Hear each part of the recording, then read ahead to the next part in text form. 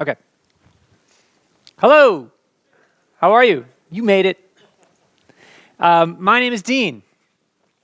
I'll catch all your names later, I guess. Okay. This, hey y'all, is how we say hello where I'm from. I'm from South Carolina in the United States. And if you want to say hello in South Carolina, you say, hey y'all. That's how you do it. All right, let's see what we got. This is my Twitter handle. So if you want to hang out with me on Twitter, and what fun that is, Twitter it is. This is South Carolina. I'm sure you all know about it completely. This ought to help a little bit. It's right there, okay? It's very hot there. It's not like here. I love the cold, so it's so nice here. It's I can take more cold. It's good. It's hot there all the time. In fact, I brought my only coat here to Bulgaria. It fits in my little backpack. It's very thin. It's my only coat. All right. I am the owner of a company called truematter. We're in South Carolina. We have 12 people, small company, and we only do UX. That's it. We do some front end. We do a little development. We used to do a lot more, but we focus completely on UX. We don't do small commodity sites. We don't do SEO. We don't do inbound marketing. We don't do anything like that.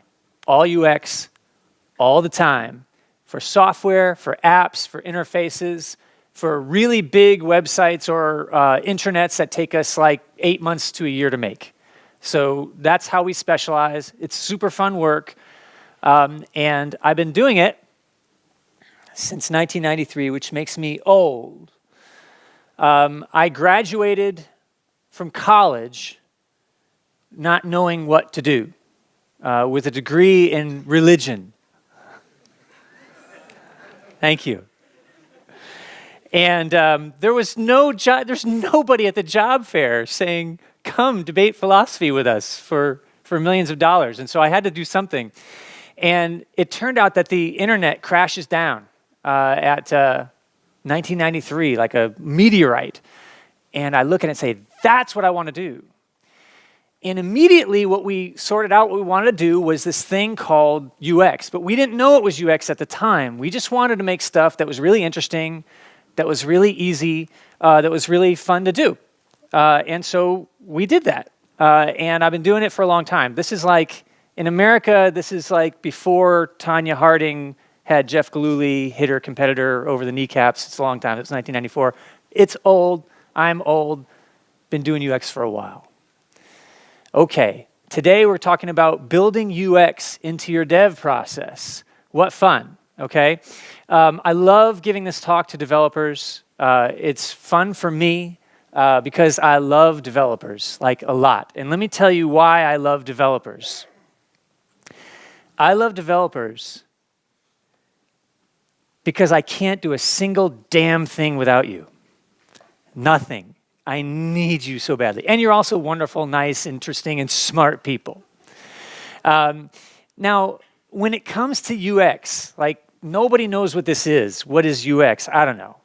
I'm in UX and I can't tell you what it is, apart from saying that we all want the stuff we make for people to love. We want people to love the stuff we make. We want people to use the stuff we make. We want people to enjoy the stuff we make. We want them to have a good time with it. We don't want them to be frustrated. We don't want them to abandon it. We don't want them to hate what we develop because we worked hard.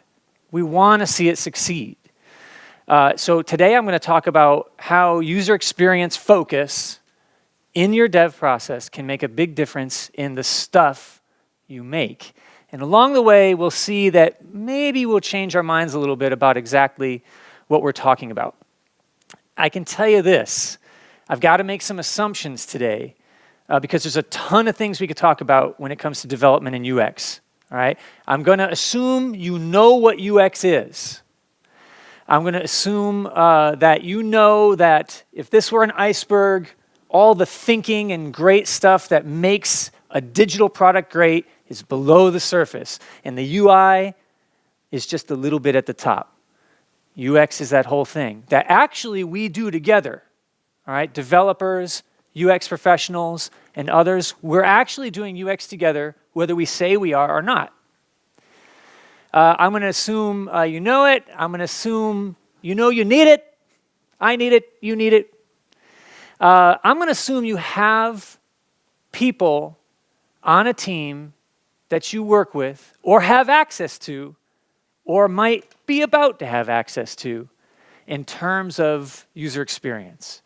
You may not. That's okay. There's still good stuff in the talk for you. But that's a whole different talk, how to start when there's no UX people on your team and you're trying to develop great, user-friendly, easy-to-use, pleasant, wonderful things. Okay. All right. So if none of those things work for you, I've got a ton of other talks I could have given, but you could still talk to me afterwards. All right, let's see. Are we in? Are we out? What's the deal? I know, this is bad UX. Hey, okay. So doing UX is really, it's not an easy thing, okay? If it were easy, we'd all be doing it. And we would have already been doing it for years. So it's clearly not easy. And there's some good reasons for that. And they're very obvious reasons. Very obvious. So, by the way, I'm not a developer, okay, in case you know. I grew up as a Generation X guy who got into the web and had to code. We had to teach it to ourselves. So I did a ton of front-end stuff for many years, but I haven't coded in a while. But what I did have to do from the get-go is work with developers closely my whole life in making UX. So I know a couple of things about developers. They're super technical, maybe not people persons. Let's go back.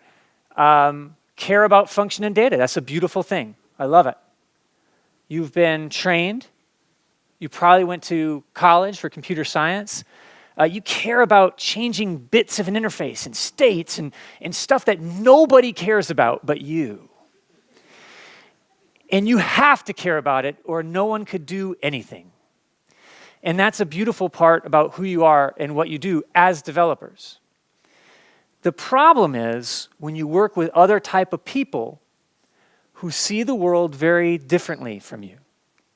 All right, so let's take, I'm not even talking about visual designers, don't get me started, or content people. Let's just talk about people like me, UX pros, all right? I may or may not have been in the session earlier, and I may or may not have understood 90% of what was spoken. Because I haven't been coding in a while, and I don't necessarily know any longer how everything precisely technically works. And that's okay. I care a lot about interacting with people and how they use technology. I care about behavior. In fact, it used to be that what I do was called human-computer interaction, HCI. They still have degrees in that. Now it's something that is just called usability or UX or whatever. You have computer science graduates who are in UX. Yes, you have former developers in UX, but mostly no. And I'm not necessarily focused on the system. I'm focused on people, their behavior, and what they do with it. That's what I care about. We actually both care about that. We just care about it a little differently. And of course, when we have our developers at truematter, we all get along great. We love each other. We never have any problems at work whatsoever. We tend to have a good time making things together. We hardly ever argue or debate the problems of dev and UX. We are respectful. We're completely respectful to each other at all times. And we care about what each other does for a living. Of course, the truth is that we butt heads and we argue all the time. Why does it have to be that way? Why doesn't it have to be that way? I like my idea. Your idea is stupid. That's what we do. Usually it's the developer telling me my idea is stupid. Okay. It's also not normal to do this. It's hard to do it, and it's not normal. Again, if it were normal and if it were easy, everything that everyone makes would be easy to use and wonderful, wouldn't it? We wouldn't have any stuff that frustrates us or gets us angry or is terrible. Now, you're probably familiar with this myth, the myth of Sisyphus. This is a boulder that Sisyphus is going to have to roll up to the top of the hill because he's been punished by Zeus. So let's imagine just for a minute that you are Sisyphus. And this boulder for you means a lot of stuff that you got to care about every time you're building an application, every time you're choosing what to develop and how to develop it. You've got to roll this dang thing up to the top. Now, the problem is, of course, is it doesn't really matter how good you are at your job because you've been punished by Zeus and this thing's going to go all the way down to the ground again. Now, you might be thinking, maybe I can do something about it. Maybe there's a better way to roll the boulder up the hill so that it will stay there. And you're smart because you're developers, so you figure it out. And this is a typical agile process, right? We have a problem with the way we do things. Let's change the way we do things. So we make any one of a number of agile processes. Or we just figure out how to get the boulder up the hill better. See? It used to be that we did things another way. It was waterfall, it was horrible, it had all these problems. Agile saved the day, and it's always been great ever since then. Maybe it'll work, or maybe it won't. And at the end of the day, this boulder, which represents this digital product we're making, is on the ground again. Whether we tried a different way to do it, whether we painted it a pretty color, whatever. None of that's going to work. So what I'm going to suggest is that the thing that's missing in great digital products that you all are developing, that I'm developing, that anyone's trying to develop, is a great, a solid user experience. So what we're going to talk about today is trying to move toward a merger between development and UX.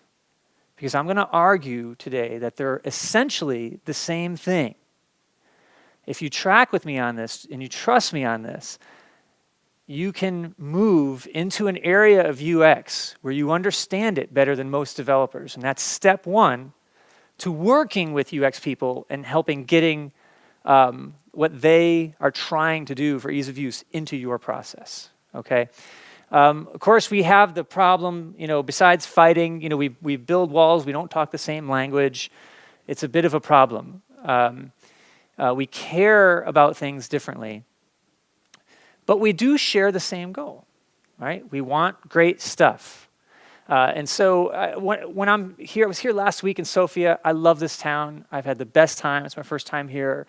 And then I also went to Athens for the weekend, used Airbnb. It's great, right? Used Airbnb before? I'm sure you have. It's awesome. Okay. Things like Airbnb are not made by accident. And they're certainly not made the old way. They're not made by people sitting in a room talking about functional specifications all the time, even though they do. It's not created, hand down the requirements to the developer, and then they're made, and kabam, I love Airbnb. It doesn't work that way. This is built by a collaborative, multidisciplinary team, which I know for a fact, that does a bunch of user testing.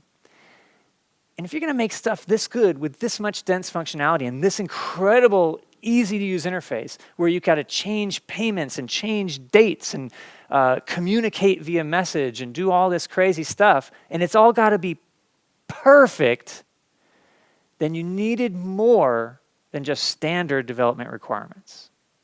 You needed basically what every digital product needs. Every digital product or service that you're making, whether you're making a chatbot or whatever you're doing, needs two things, okay? You need to identify who it is we're talking about and what they need to do.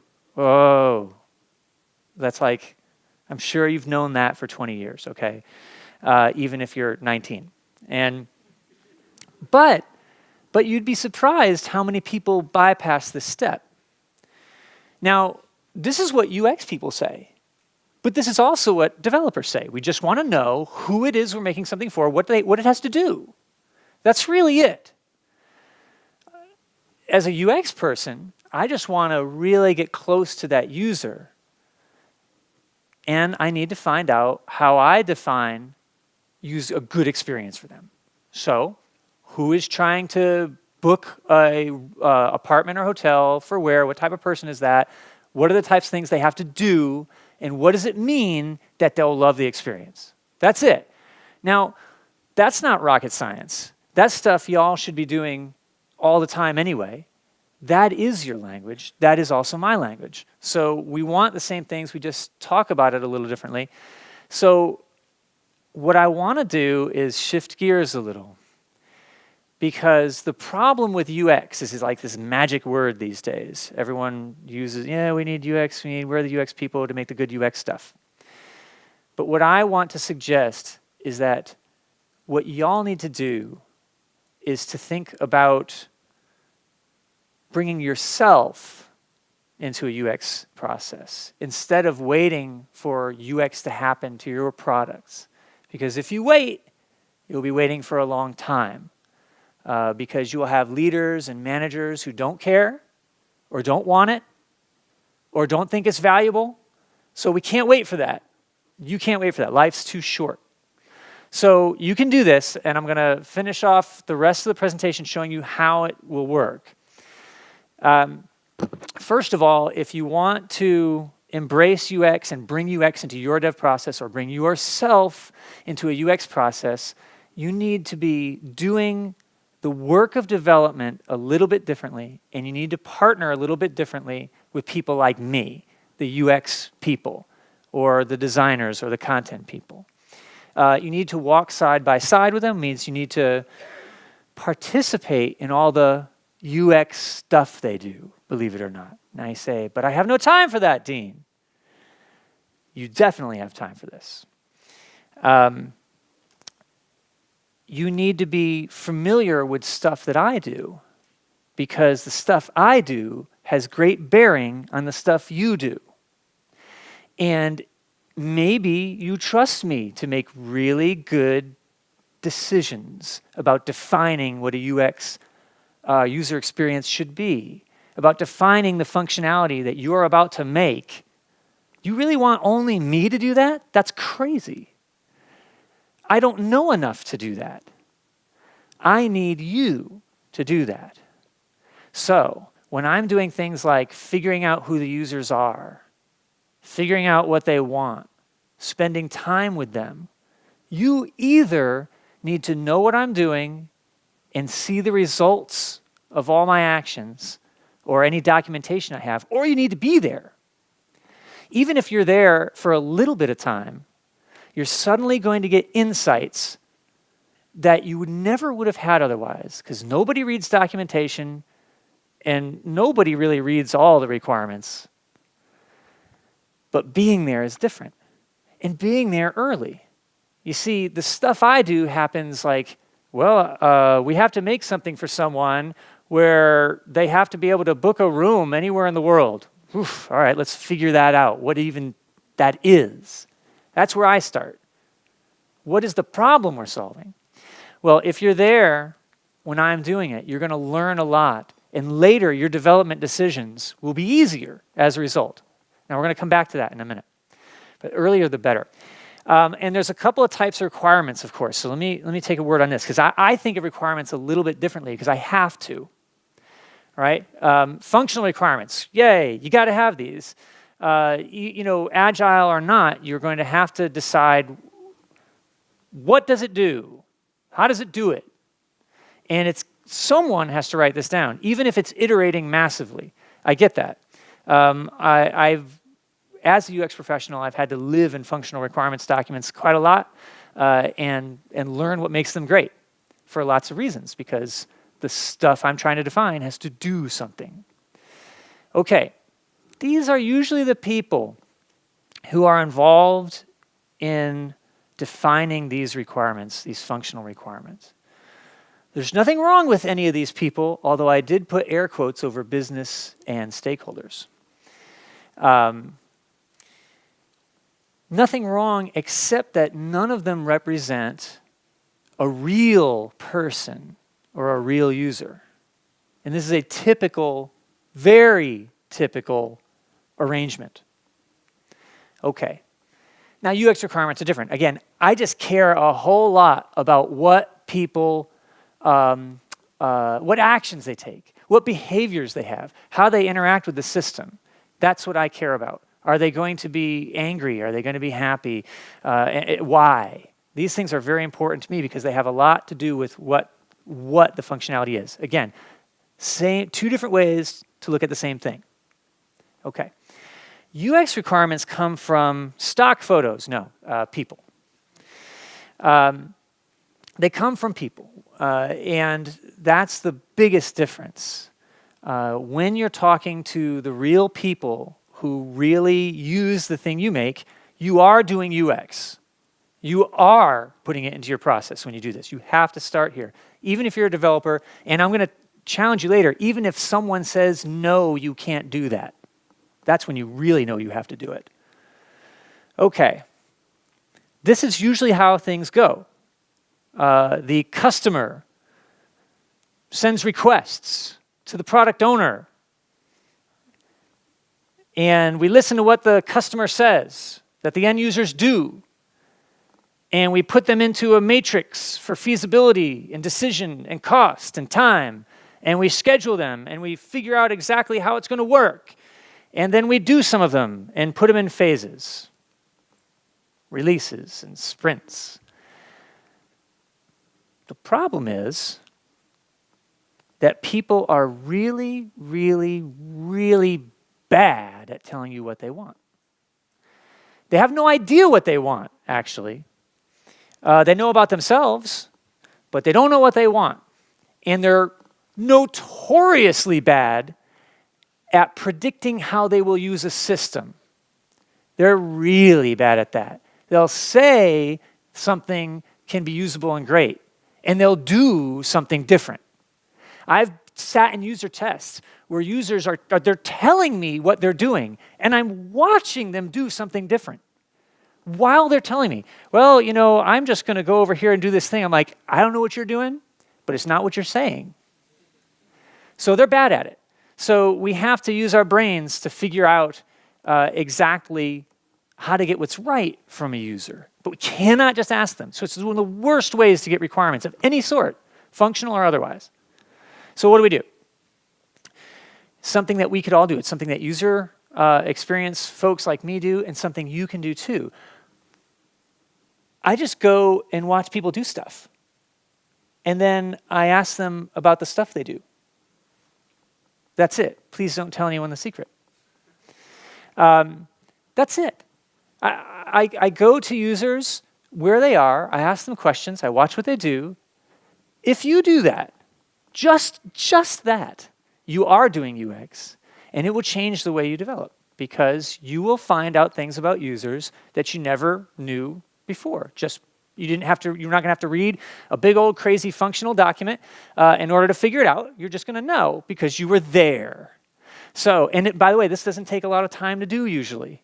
So it's not like, you know, you need a week of time out of your budget and schedule. You just go and do this if the UX people you have are doing it. If they're good, they're doing this.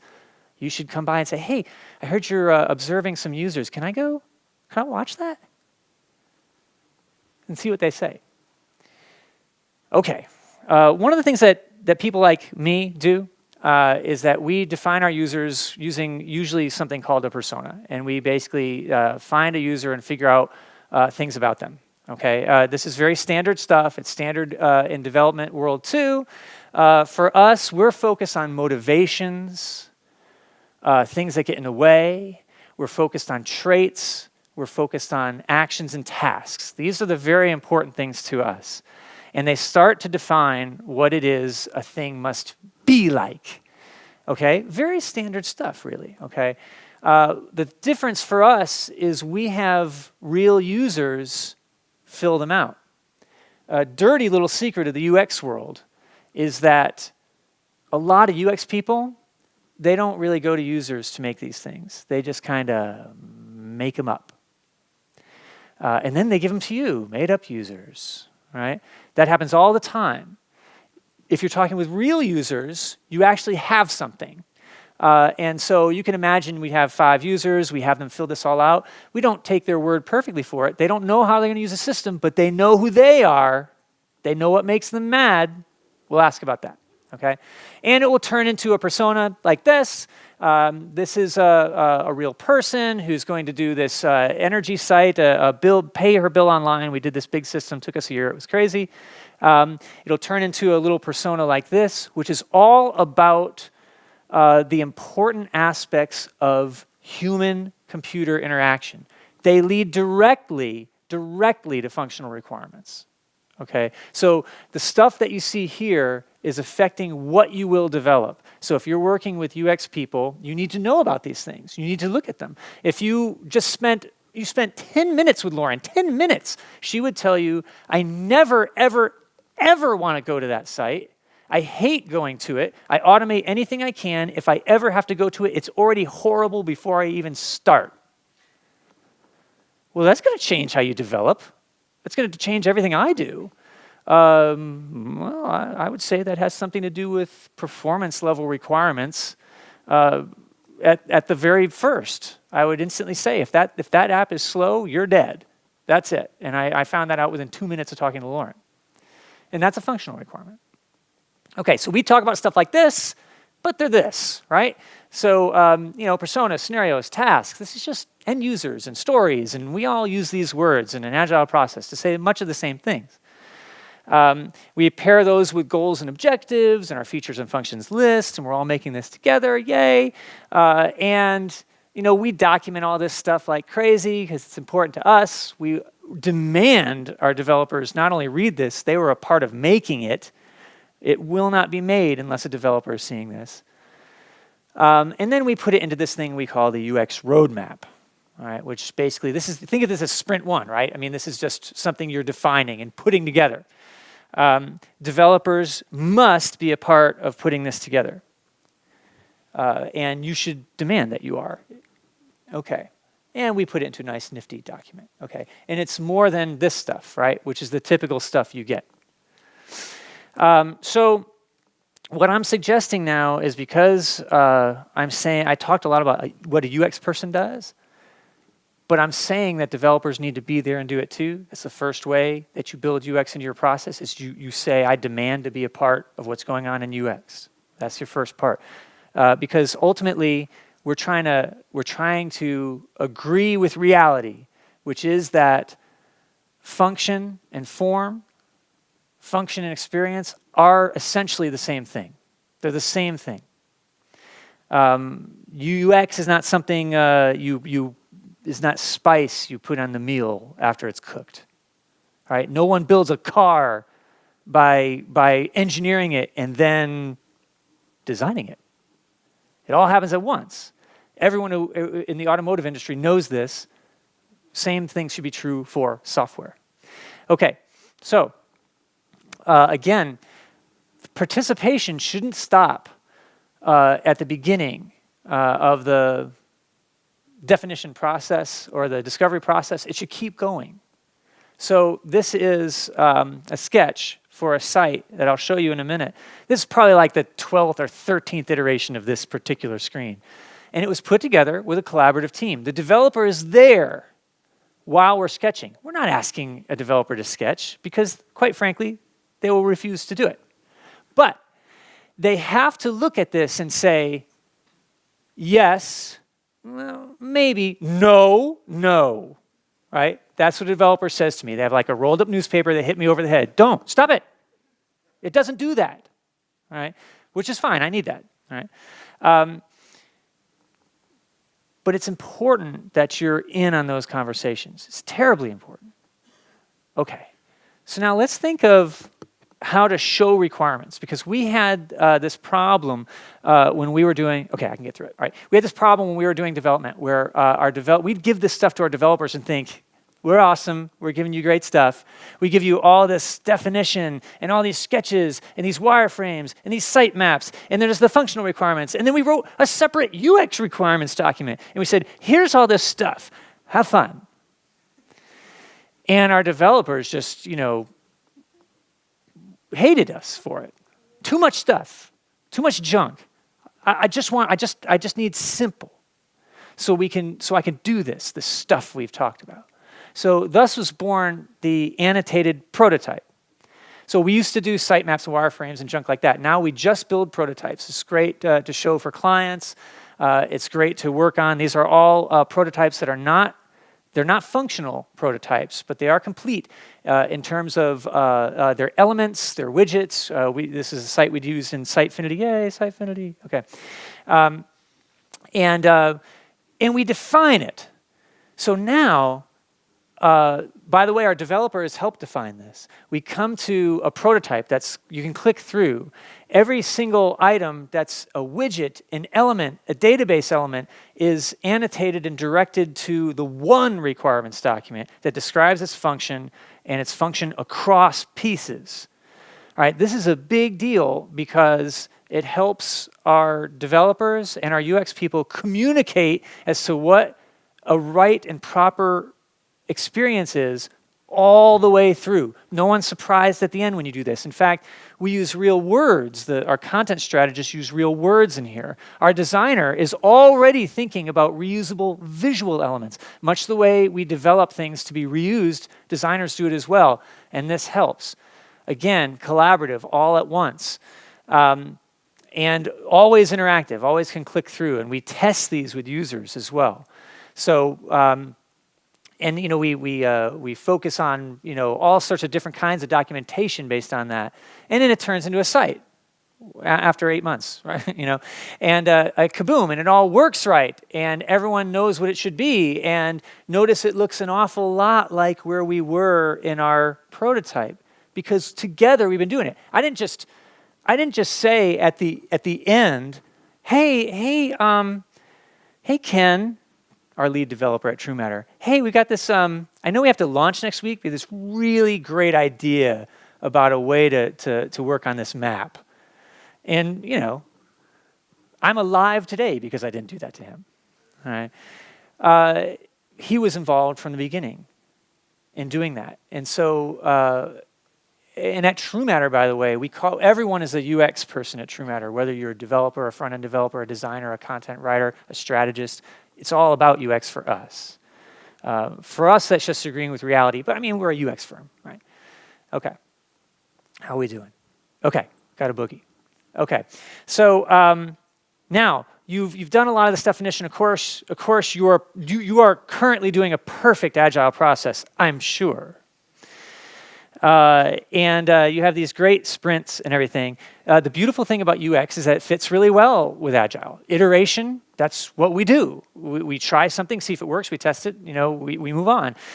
So we're used to that. So if you're in an Agile process, good for you. We're going to work well together, and we're going to love working together. Now I'm making another assumption. The other assumption, unspoken but obvious, of course, is that you are smart and excellent at what you do, and I am smart and excellent at what I do. If either one of us are not, yeah, there'll be a problem, okay? But let's just call that an assumption right now. You need to be talking with your UX person all the time, and they need to be talking with you all the time. If they're not, that's a problem. That's a process problem. These are the people you should be talking to all the time when you're building a digital product. Just some of these. I mean, this is not even everyone, okay? I'm not even talking about users. I'm just talking about your project team, all right? If you're working with business analysts, bless your heart. That's what we say in the South, by the way, bless your heart, which is a word we use which means something's awful or whatever. Or we say, look, look, that business analyst is trying to do a wireframe, bless their heart. It means they're dumb. But in the South, we say things very nicely, even if we're criticizing. Okay. The designers, content strategists, front-end people, you should be talking to all those. And of course, UX people, goes without saying. If you're doing that, then you're guarding against the inevitable problems that always happen in development, where things happen horribly at the end, right? Because someone thought of something that we haven't talked about. That's going to happen anyway, okay? But if you follow this process and are thinking about UX along the way and are working with your UX people well, you'll have fewer problems making an easy-to-use digital product. You don't need UX people to make a digital product. If you want to make an easy-to-use one, you need to be working with those people, and you yourself need to be thinking like that. Okay. This is fun, right?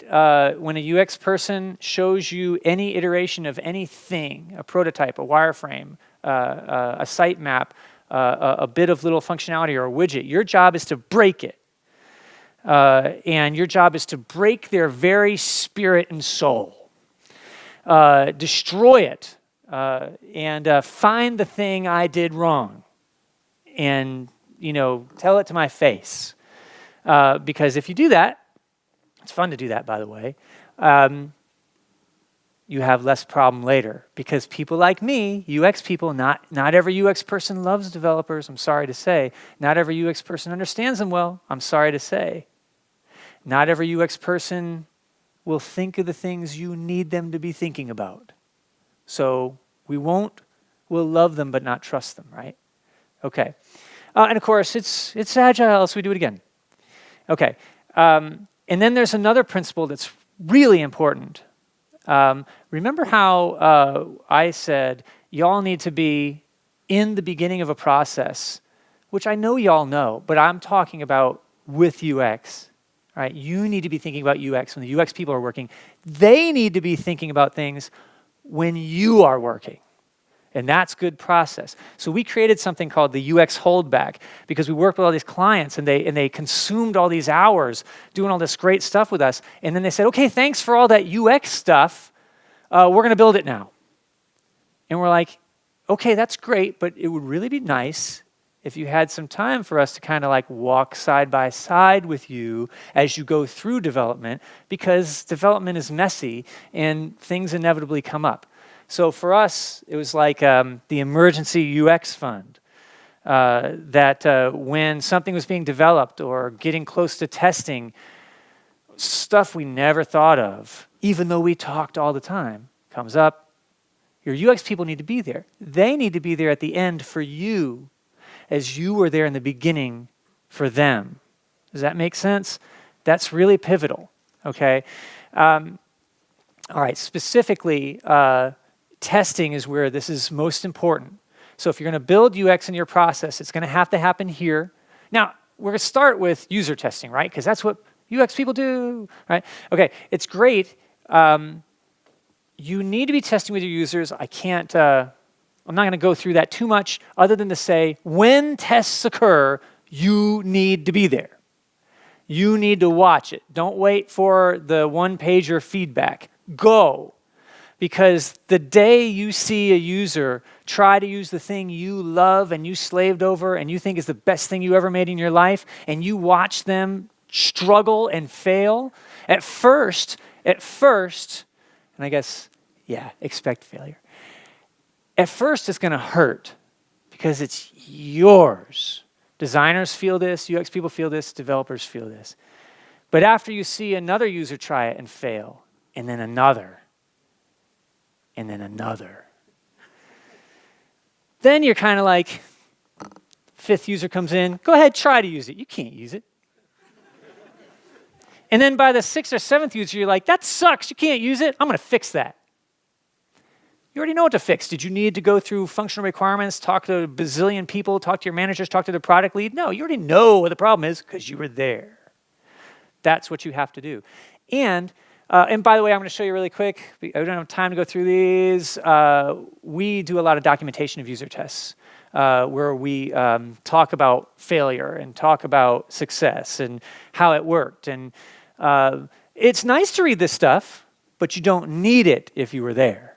If you were there, you already know.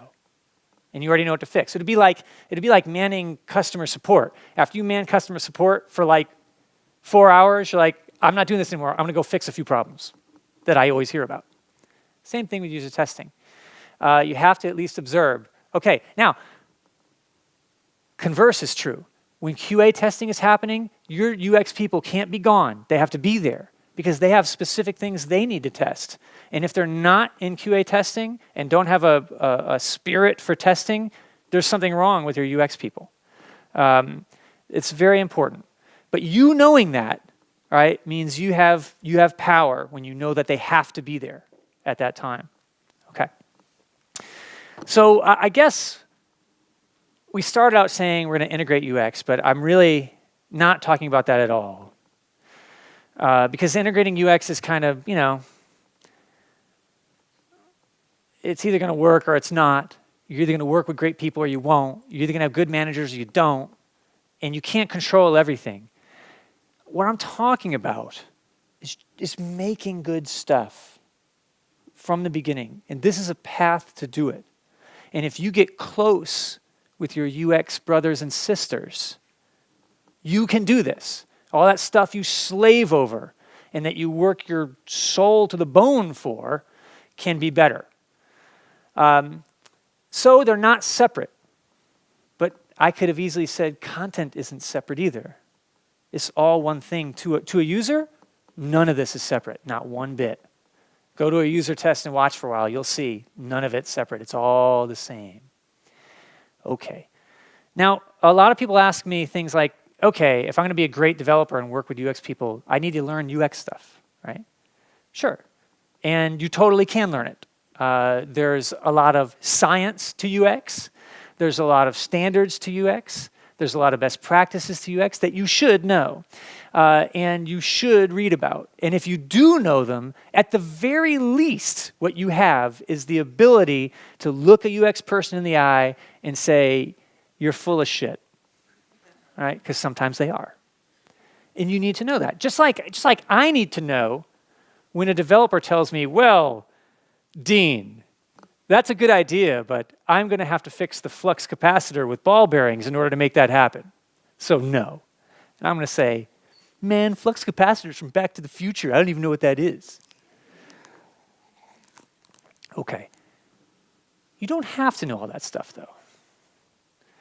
You need to respect it, understand it, be able to converse in it. It's like going to another country and you don't know the language, but you can get by a little bit. You need at least that. Very, very important. And if you have that, you don't have to know all the ins and outs. You don't have to know why a certain screen doesn't look right. There's probably a scientific reason why it doesn't look right, right? And you can learn that, but you don't have to. So how do I do this then is the question I want to end on. Where do you go from here? I have one bit of advice, and if you take this advice, I promise positive things will happen, whether or not you are in a position where UX can be brought into your process, whether or not. And that's you not resting, you taking the initiative, you saying to a UX person, are you going to do user testing on this? Could I come with you? Could I watch? Hey, when you go talk to users, are you talking on the phone? Could I listen in? Now, when you ask a UX professional, they're going to look at you and say, yeah, sure. And then they'll be like, are you crying? No, I got something in my eye, but yeah, you can come watch the users. It's okay. I'll be all right. They so want you to ask, it's not even funny. They dream of the day that a developer will say, can I understand the users more with you? They'll think they died and gone to heaven. And all you've done is say, I want to start being a part of that so that UX becomes something that I am doing with you, not that you are handing off to me, which is a terrible thing. It's a terrible thing to do to you. It's a terrible thing for me to expect of anybody. And it's a terrible idea. So if we're all doing it together, you're going to go into development with a greater sense of what you need to do, what problems to avoid, all right? And it'll be good. Okay. So I know that's a lot. And it's a little abstract because we just had like 45 minutes. But I'm here to talk with you about it more in great detail if you like. And there's other stuff that we can talk about. I mean, process, the science of UI UX. We could have just talked about that all day, and it would have been great. How to convince your organization to do this. And further resources. I actually have up here a reading list. And it's just some blog posts to get you started about this stuff. Also, this is the blog my company writes. It's not selling you anything. It's just telling you good stuff. That's it. And I think you'll enjoy it. You can sign up for it here if you want. I promise all we'll ever do is say stuff like what you just heard today. And that's it. That's all I got. So I can stay here and answer questions briefly, I think, or I'm just going to be here all day. I'll be here tomorrow. And if you just want to talk about any crazy thing related to development and UX, I'm your guy. That's it. If you have a question,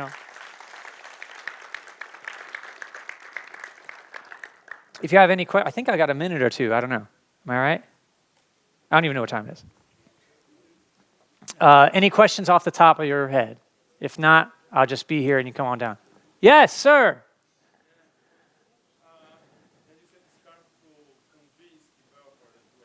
Yeah, it's really hard to do that. Okay. I'm gonna. That's hard. We could have talked only about that, but here's how I would convince clients to do UX. I would first. I wouldn't talk to clients about UX. I would talk to them about the process by which we create great digital products that are easy to use. That's it. Because you start talking to someone about UX, nobody knows what you're talking about. I don't even know what you're talking about. And I've been doing it since 1993. So we don't talk about that when we talk to clients. We don't try to sell them UX. We just say, this is a way that we're going to create great products together. This is how it's done. So this is how we're going to do it. So I wouldn't even ask anyone to sell UX. I would ask them to sell a great digital product that's easy to use. That's step one. There's more, and I could tell you more about it when you get back. I even have a bunch of crazy boards that I brought that we use to convince clients of exactly that.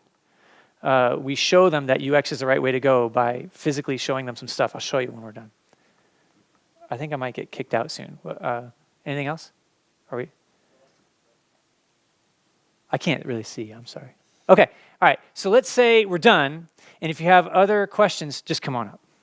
And here's reading lists. And sign up for the blog if you want. Thanks.